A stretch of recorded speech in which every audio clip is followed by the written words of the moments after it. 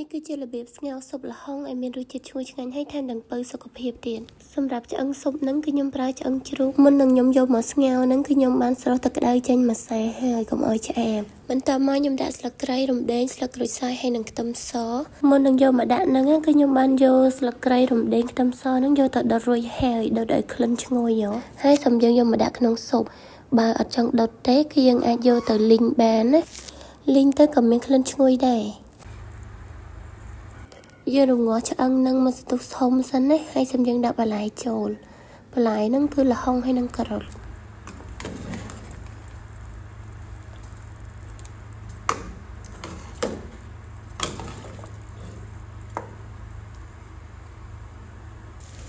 ពេលដែលទឹកពុះហ្នឹងគឺខ្ញុំចាប់ផ្ដើមដាក់ផ្សំគ្រឿងទឹកត្រីស្ករអំបិលប៊ីចេងអ្នកទាំងអស់គ្នាដាក់ទៅតាមចំណង់ចំណូលចិត្តរៀងខ្លួនណា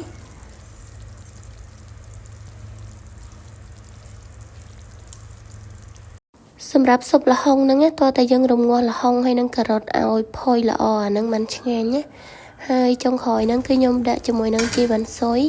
ដើម្បីឲ្យស៊ុបយើងមានក្លិនកាន់តែឈ្ងុយថែមទៀតយើងចង់បំពងខ្ទឹមសដាក់បំពងជាមួយនឹងជីវ៉ាន់ស៊ុយហើយចាំយកមកដាក់ក៏បានដែរអាហ្នឹងរឹតតែឈ្ងុយថែមទៀតហើយ